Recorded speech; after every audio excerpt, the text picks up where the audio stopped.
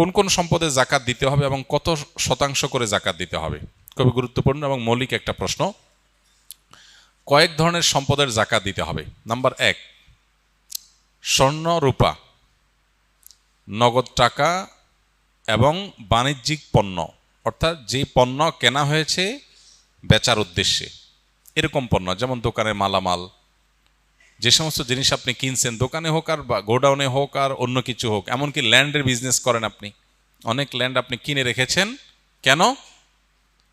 আপনার উদ্দেশ্য হলো এটা আপনি বিক্রি করবেন, অর্থাৎ এটা আপনার বাণিজ্যিক পণ্যের অন্তর্ভুক্ত।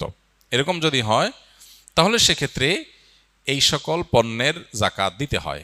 এই সব পণ্য এবং এই সব জিনিস অর্থাৎ নগদ অর্থ, স্বর্ণরূপা এবং আপনার বাণিজ্যিক পণ্য, নগদ অর্থ, স্বর্ণরূপা, এই সব সম্পদের জাকাত দিতে হয় বছরে একবার 2.5% করে।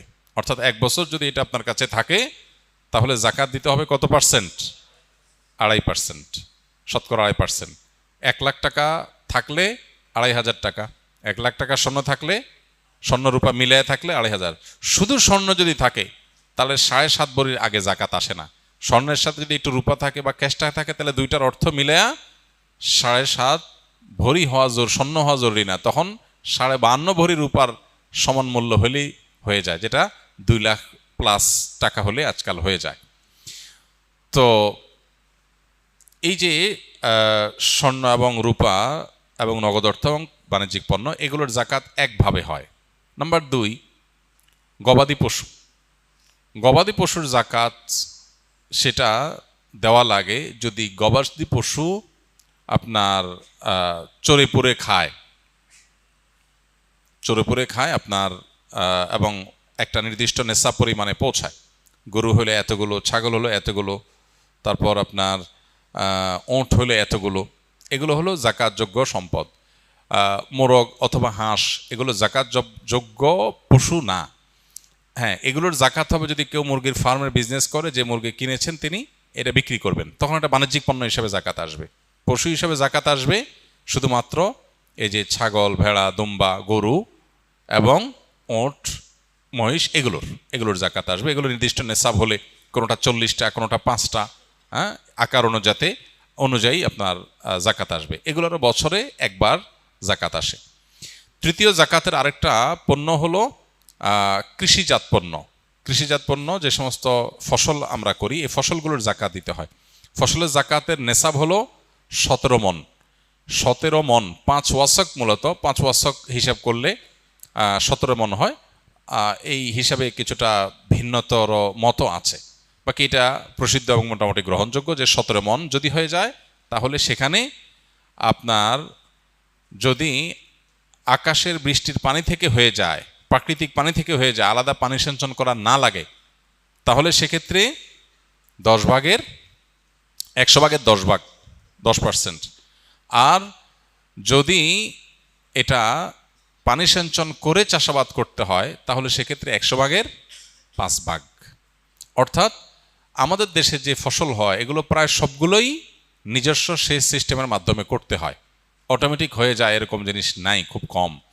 তো নিজস্ব পানি সিঞ্চন বা সেচ সিস্টেমের মাধ্যমে যেগুলো করা লাগে এগুলো সবগুলো প্রতি 100 কেজিতে 5 কেজি খাদ্যশস্য গরিব দুঃখীদেরকে দান করে দিতে হবে। এটার সাথে বছরের সম্পর্ক নাই, এটা হলো যতবার ফসল উঠবে ততবার জাকাত আসবে। এ হলো মোটামুটি জাকাতের ব্যাপার, যে সমস্ত সম্পদের জাকাত হয় এবং যত পার্সেন্ট করে জাকাত হয়। সময় তো অনেক হয়ে গেছে, স্কুলে ভাইদের অনেকগুলো প্রশ্ন আছে। এতেকাফ ভেঙে যায় কি কাজ করলে? এতেকাফ ভেঙে যায় এতেকাফ করার পর কেউ যদি মসজিদ থেকে শরিয়া গ্রাহ্য ওজর ছাড়া বের হয়ে যায়। আপনি এতেকাফ করতে আসছেন, এতেকাফ করতে আসার পরে আপনি বাহিরে চলে গেছেন, একটু মার্কেটিং করা দরকার ঈদ সামনে, তাহলে আপনার এতেকাফ ভেঙে যাবে। শরিয়া গ্রাহ্য ওজর কি? আপনি ওয়াশরুমে যাওয়া লাগছে, এজন্য আপনি ওয়াশরুমে যেতে পারেন, আর ওয়াশরুমে যেও আপনি আড্ডাবাজি করতে পারেন না। ওয়াশরুমে গেলেন, যে সেখানে আপনার দোস্তের সাথে দেখা, আরে দোস্ত কিরে কি অবস্থা, আপনি এতেকাফে আছেন, এটা আপনি করতে পারেন না। দ্রুততার সাথে ওয়াশরুমের কাজ সেরে চলে আসবেন। এর বাইরে মসজিদে যাওয়ার আমাদের নেসেসারি একেবারে খুব না হলে নয় এরকম আমাদের ইম্পর্ট্যান্ট নিড বা প্রয়োজন আর কি আছে? খাওয়া দাওয়া আছে। খাওয়া দাওয়া আজকের যুগে বিশেষ করে এমন জায়গা খুব কম আছে যেখানে খাবার মসজিদে দিয়ে যাওয়ার মতো ব্যবস্থা একেবারে নাই। এরকম মানুষ খুবই কম। বাসা বাড়িতে লোকজন আছে, কেউ না কেউ খাবার দিয়ে যেতে পারে, কাউকে রিকোয়েস্ট করলেও কেউ দিয়ে যেতে পারে। অতএব এরকম ব্যবস্থা যদি থাকে তাহলে খাবারের জন্য বাইরে যাওয়া জায়েজ নাই। হ্যাঁ, কারোর যদি এরকম হয় অবস্থা যে তার খাবারের জন্য কেউ খাবার এনে দেওয়ার মতো নাই, তাহলে এরকম নিরুপায় যদি কেউ সত্যিই হয়, এরকম কোনো মসজিদ থাকে যে আশপাশে কোনো মানুষজন নাই, বাসা থেকে খানা আনার মতো কোনো মানুষ নাই, তাহলে তিনি খাবারের জন্য যেতে পারবেন, খেয়ে আবার চলে আসবেন। খাইতে গিয়ে আবার বাসায় আরেকটা খাজুরি আলাপ করতে পারবেন না। একবেলাকে আরেক বেলা খাবার সাথে নিয়ে আসলেন, এইভাবে না হলে নয়। এরকম নিড থাকলে শুধু বাইর হতে পারবেন। এছাড়া যদি তিনি বাইর হন তাহলে তার এতেকাফ ভেঙে যাবে।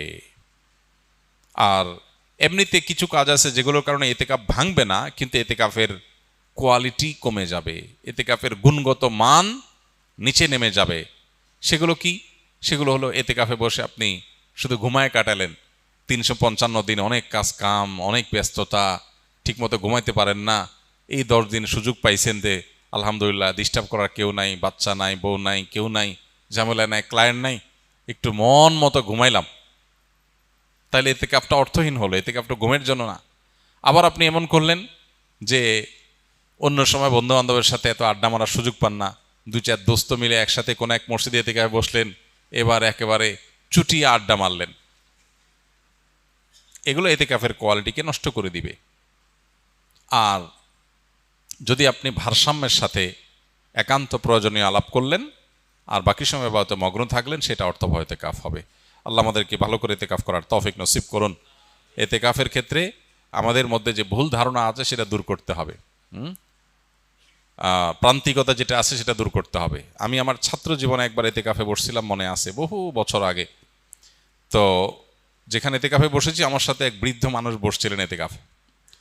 তো শীতের সময় ছিল, তখন রমজান, অনেক শীত, মসজিদে একটু ঠান্ডা বেশি। আমি হঠাৎ করে দেখি যে মুরব্বি নাই। তো দেখলাম মুরব্বি কই গেল, ওয়াশরুমে গেলে তো এত সময় লাগার কথা না। পরে তাকায় দেখি যে মসজিদের সামনে বাইরে ঘাস বিছানো মাঠ, উনি ওখানে রোদ পোহাইতেছেন। পরে বললাম, মসজিদে বললাম, চাচা এতেকাফ অবস্থায় তো রোদ পোহাতে বাইরে যাওয়া যাবে না। তো উনি খুব জোরে ধমক দিলেন। আমি ছোট ছিলাম, মাদ্রাসায় পড়ি তখন। বলছে, হ্যাঁ তোমার মাথা, এতেকাফ ভাঙা এত সোজা মিয়া? আমি কি কারোর সাথে কথা বলতেছি? আমি রোদ পোহাইতেছি। তো এরকম ধারণা আমাদের সমাজে অনেকের মধ্যে আছে। আরেকজনকে আমি দেখছি, আমার মসজিদে উনি এতেকাফ করতে আসছেন, পরে হঠাৎ দেখি নাই, অনেকক্ষণ পরে আসছে। কেউ কই আসেন? বলে আমি ধান রোদ দিতে গেছিলাম, ধান শুকাইতে গেছি। ধান টান শুকায় আবার উনি চলে আসছেন এতেকাফে। তো যদি কারোর এরকম নিড থাকে যে তার বাহিরে কাজ করতে হয়, যেমন অফিসে জব করতে হয়, তার ছুটি নাই, কোনোভাবে ছুটি ম্যানেজ করতে পারেন নাই তিনি, তাহলে তিনি নফল এতেকাফ করতে পারেন। কিভাবে? মসজিদে গাট্টি বসকা থাকলো, যখন বাইরে চলে গেলেন তার এতেকাফ শেষ হয়ে গেল, যখন ঢুকলেন যতক্ষণ থাকলেন ততক্ষণ এতেকাফের নিয়ত করে থাকলেন।